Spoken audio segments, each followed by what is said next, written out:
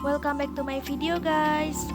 Hari ini saya sedang berada di Kabupaten Sintang yang merupakan salah satu wilayah di bagian timur Provinsi Kalimantan Barat.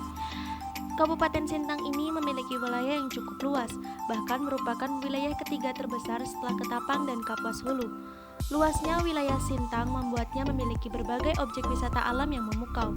Selain itu, terdapat pula wisata bersejarah serta budaya dan masih banyak lagi. Tempat wisata di Sintang menjadi tujuan wisata banyak orang, bukan hanya mereka yang datang dari dalam negeri saja, namun banyak pula wisatawan asing yang menghabiskan waktu di tempat ini. Hampir sama dengan kabupaten-kabupaten yang ada di sekitarnya, kawasan Sintang juga didominasi oleh kawasan perbukitan yang hijau. Ada sederet tempat wisata di Sintang yang wajib dikunjungi saat kalian berlibur bersama keluarga. Ada beragam aktivitas seru yang wajib dicoba dan akan menjadi pengalaman yang tidak terlupakan. Seperti sekarang ini, saya sedang berada di Taman Bungur atau Taman Alun-Alun Sintang yang terletak di Jalan Tanjung Puri, Kecamatan Sintang, Kabupaten Sintang. Taman Alun-Alun Sintang didesain sangat apik dengan bangku-bangku taman serta lampu taman yang cantik agar bisa dijadikan tempat santai pada malam hari. Disinilah saya akan membuat video pembelajaran sebagai tugas ujian akhir semester genap mata kuliah Psikologi Umum yang diampu oleh Ibu Bariyati, MPD. Selamat menyaksikan! Hai, bismillahirrahmanirrahim. Assalamualaikum warahmatullahi wabarakatuh. Kembali lagi di channel YouTube kelas kami. Kali ini dengan saya Dinda Galuh Permata Putri dari Program Studi Bimbingan dan Konseling Islam dengan nomor induk mahasiswa 120060006 semester 2 Fakultas Usluddin Adab dan Dakwah Institut Agama Islam Negeri Pontianak. Pada hari ini, saya akan menayangkan sebuah video pembelajaran dengan materi kognisi dan bahasa. Sebelum saya menayangkan hasil dari video pembelajaran saya, kepada teman-teman yang belum mensubscribe channel YouTube kami untuk segera mensubscribe dan jangan lupa nyalakan lonceng notifikasinya sehingga teman-teman tidak ketinggalan dengan konten-konten presentasi lainnya. Selanjutnya, kepada teman-teman, saya berharap dapat memberikan like dan juga komen positif terhadap video ini sehingga kedepannya saya bisa memberikan video pembelajaran yang lebih baik lagi. Terima kasih. Yang pertama yaitu pengertian kognisi. Kognisi adalah keyakinan seseorang tentang sesuatu yang didapatkan dari proses berpikir tentang seseorang atau sesuatu. Proses yang dilakukan adalah memperoleh pengetahuan dan memanipulasi pengetahuan melalui aktivitas mengingat, menganalisis, memahami, menilai, menalar, membayangkan, dan berbahasa. Kapasitas atau kemampuan kognisi biasa diartikan sebagai kecerdasan atau intelijensi. Bidang ilmu yang mempelajari kognisi beragam, diantaranya adalah psikologi, filsafat, komunikasi, neuroscience, serta kecerdasan buatan. Kepercayaan atau pengetahuan seseorang tentang sesuatu dipercaya dapat mempengaruhi sikap mereka dan pada akhirnya mempengaruhi perilaku atau tindakan mereka terhadap sesuatu. Mengubah pengetahuan seseorang akan membuat sesuatu dipercaya dapat mengubah perilaku mereka. Sejarah dari kognisi. Istilah kognisi berasal dari bahasa Latin yaitu cognoscere yang artinya mengetahui. Kognisi dapat pula diartikan sebagai pemahaman terhadap pengetahuan atau kemampuan untuk memperoleh pengetahuan. Istilah kognisi ini digunakan oleh para filsuf untuk mencari pemahaman terhadap cara manusia berpikir. Karya Plato dan Aristoteles telah memuat topik tentang kognisi karena salah satu tujuan filsafat adalah memahami segala gejala alam melalui pemahaman dari manusia itu sendiri. Kognisi dapat dipahami sebagai proses mental karena kognisi mencerminkan pemikiran dan tidak dapat diamati secara langsung. Oleh karena itu, kognisi tidak dapat diukur secara langsung namun melalui perilaku yang ditampilkan dan dapat diamati. Misalnya kemampuan anak untuk mengingat angka dari 1 sampai 20 atau kemampuan untuk menyelesaikan teka-teki. Kemampuan menilai perilaku yang patut dan tidak untuk diimitasi. Untuk mengetahui lebih lanjut mengenai kognisi, maka berkembanglah psikologi kognitif yang menyelidiki tentang proses berpikir manusia. Proses berpikir tentunya melibatkan otak dan saraf-sarafnya sebagai alat berpikir manusia. Oleh karena itu, untuk menyelidiki fungsi otak dalam berpikir, maka berkembanglah neuroscience kognitif. Hasil-hasil penelitian yang dilakukan oleh kedua bidang ilmu tersebut banyak dimanfaatkan oleh ilmu robot dalam mengembangkan kecerdasan buatan. Proses kognitif menggabungkan antara informasi yang diterima melalui indera tubuh manusia dengan informasi yang telah disimpan di ingatan dalam jangka panjang. Kedua informasi tersebut diolah di ingatan kerja yang berfungsi sebagai tempat pemrosesan informasi. Kapabilitas pengolahan ini dibatasi oleh kapasitas ingatan kerja dan faktor waktu. Proses selanjutnya adalah pelaksanaan tindakan yang telah dipilih. Tindakan dilakukan mencakup proses kognitif dan proses fisik dengan anggota tubuh manusia seperti jari, tangan, kaki, dan suara. Tindakan dapat juga berupa tindakan pasif, yaitu melanjutkan pekerjaan yang telah dilakukan sebelumnya. Ada pula faktor yang mempengaruhi kesulitan dan kecepatan pemilihan dan pelaksanaan respon adalah kompleksitas keputusan, perkiraan terhadap respon, trade-off kecepatan dan akurasi, dan feedback yang diperoleh. Kompleksitas keputusan dipengaruhi oleh jumlah tindakan yang mungkin dipilih, yang juga berpengaruh terhadap lamanya waktu pengambilan keputusan. Perkiraan terhadap respon dipengaruhi oleh informasi yang diterima jika informasi yang diterima telah diperkirakan sebelumnya. Pemrosesan informasi akan lebih cepat dibandingkan dengan yang tidak diperkirakan. Trade-off antara kecepatan dan akurasi merupakan korelasi negatif antara keduanya pada pemilihan dan pelaksanaan respon. Dalam beberapa situasi, semakin cepat seseorang memilih respon, kemungkinan kesalahan terjadi meningkat. Feedback merupakan efek yang diketahui oleh seseorang sebagai verifikasi atas tindakan yang dilakukannya. Rentang waktu antara tindakan dengan feedback harus dieliminasi. Fungsi-fungsi kognisi yaitu yang pertama ada atensi dan kesadaran. Atensi adalah pemrosesan secara sadar sejumlah kecil informasi dari sejumlah besar informasi yang tersedia. Informasi didapatkan dari penginderaan, ingatan, dan proses kognitif lainnya.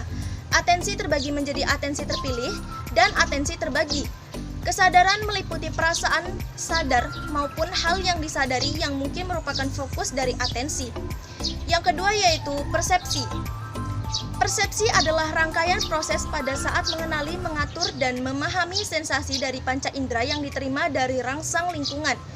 Dalam kognisi rangsang, visual memegang peranan penting dalam membentuk persepsi. Proses kognitif biasanya dimulai dari persepsi yang menyediakan data untuk diolah oleh kognisi. Yang ketiga yaitu ingatan. Ingatan adalah saat manusia mempertahankan dan menggambarkan pengalaman masa lalunya dan menggunakan hal tersebut sebagai sumber informasi pada saat ini. Proses dari mengingat adalah menyimpan suatu informasi, mempertahankan, dan juga memanggil kembali informasi tersebut. Ingatan terbagi menjadi dua, menjadi ingatan implisit dan eksplisit. Proses tradisional dari mengingat melalui pendataan penginderaan, ingatan jangka pendek, dan ingatan jangka panjang. Selanjutnya yaitu ada bahasa. Bahasa adalah menggunakan pemahaman terhadap kombinasi kata dengan tujuan untuk berkomunikasi. Adanya bahasa membantu manusia untuk berkomunikasi dan menggunakan simbol untuk berpikir hal-hal yang abstrak dan tidak diperoleh melalui penginderaan. Dalam mempelajari interaksi pemikiran manusia dan bahasa, dikembangkanlah cabang ilmu psikolinguistik. Selanjutnya, pemecahan masalah dan kreativitas. Pemecahan masalah adalah upaya untuk mengatasi hambatan yang menghalangi terselesaikannya suatu masalah atau tugas. Upaya ini melibatkan proses kreativitas yang menghasilkan suatu jalan penyelesaian masalah yang orsinil dan berguna. Selanjutnya, pengambilan keputusan dan penalaran. Dalam melakukan pengambilan keputusan manusia, selalu mempertimbangkan penilaian yang dimilikinya. Misalnya, seseorang membeli motor berwarna merah karena kepentingan mobilitasnya dan kesenangannya terhadap warna merah. Proses dari pengambilan keputusan ini melibatkan banyak pilihan. Untuk itu, manusia menggunakan penalaran untuk mengambil keputusan. Penalaran adalah proses evaluasi dengan menggunakan pembayangan dari prinsip-prinsip yang ada dan fakta-fakta yang tersedia. Penalaran dibagi menjadi dua jenis, yaitu penalaran deduktif dan penalaran induktif. Materi yang kedua yaitu bahasa dan hubungannya dengan kognisi. Bahasa merupakan sarana komunikasi yang digunakan kita selama ini. Bahasa atau language, menurut para psikolog kognitif, adalah suatu sistem komunikasi yang di dalamnya pikiran-pikiran atau transmitted dengan perantaraan suara, sebagaimana dalam percakapan atau simbol sebagaimana dalam kata-kata tertulis atau isyarat-isyarat fisik. Studi mengenai bahasa adalah studi yang dianggap penting oleh para psikolog kognitif. Perkembangan bahasa mencerminkan sebuah abstraksi yang unik yang menjadi dasar kognisi manusia. Bahasa adalah sarana utama komunikasi manusia. Cara pertukaran informasi yang paling lazim dan pemrosesan bahasa adalah sebuah komponen penting dalam penyimpanan pemrosesan informasi berpikir dan pemecahan masalah. Sebagaimana yang telah kita pelajari sebelumnya, sebagian besar proses-proses memori manusia melibatkan informasi semantik. Sebuah area yang tak kalah penting berkaitan dengan cara kata-kata disusun menjadi frase dan kalimat. Kata-kata dapat digabungkan menjadi berbagai kombinasi sekalipun untuk menyampaikan ide yang sama. Secara teknis, studi tentang bahasa atau grammar mencakup area fonologi, yaitu ilmu yang mempelajari suara dalam suatu bahasa. Sedangkan morfologi adalah ilmu yang mempelajari kombinasi potongan-potongan kata dan kata-kata itu sendiri sehingga menjadi unit-unit yang lebih besar, dan sintaksis adalah ilmu yang mempelajari kombinasi kata-kata sehingga menjadi frase dan kalimat. Linguistik adalah ilmu yang mempelajari bahasa dengan topik pembelajaran meliputi struktur bahasa dan berfokus pada pendeskripsian suara-suara, makna-makna, dan tata bahasa dalam percakapan. Psikolinguistik merupakan ilmu yang mempelajari tentang cara manusia menggunakan bahasa. Para ahli linguistik telah mengembangkan sebuah kerangka kerja bahasa yang bersifat hierarkis atau berjenjang. Hierarki linguistik berkisar dari komponen-komponen yang fundamental ke komponen-komponen gabungan hingga komponen-komponen yang sangat rumit. Dengan kata lain, unit-unit suara dan unit-unit makna memiliki jenjang kerumitan yang semakin meningkat. Selanjutnya, pembahasan mengenai psikolinguistik, di mana pada awalnya aspek teori Chomsky yang paling kontroversial adalah gagasannya bahwa komponen yang paling penting dari bahasa bersifat bawaan atau natur. Berlawanan dengan hal itu, Skinner menyanggah bahwa bahasa diperoleh melalui pembelajaran atau nurture. Bahasa dan neurologi, studi landasan neurologis bagi bahasa telah dilaksanakan melalui sejumlah cara, termasuk pemeriksaan klinis terhadap pasien-pasien yang mengalami kerusakan otak. Cara-cara lain mencakup simulasi elektrik terhadap otak, prosedur psikogeri, atau pembedahan terkait eksperimen psikologi, dan lain-lain. Stimulasi elektrik selama beberapa dekade, para peneliti telah menggunakan konduktor elektrik dwikutub berukuran mini dalam eksperimen-eksperimen terhadap hewan dan manusia. Pemindahan PET merupakan keunggulan teknologi PET dibandingkan stimulasi elektrik adalah bahwa teknik ini tidak bersifat invasif atau tidak menimbulkan luka pada pasien dan dapat diterapkan pada orang yang sehat.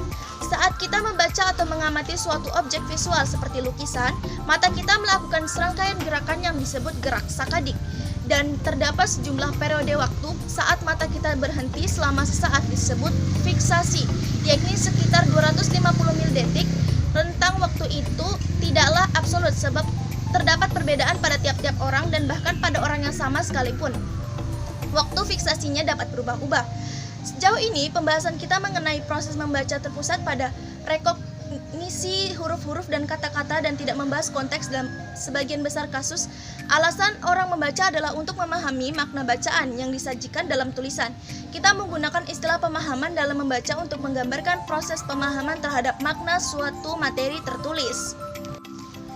Sekian dari presentasi saya. Terima kasih atas perhatian teman-teman semua dalam mengikuti presentasi ini.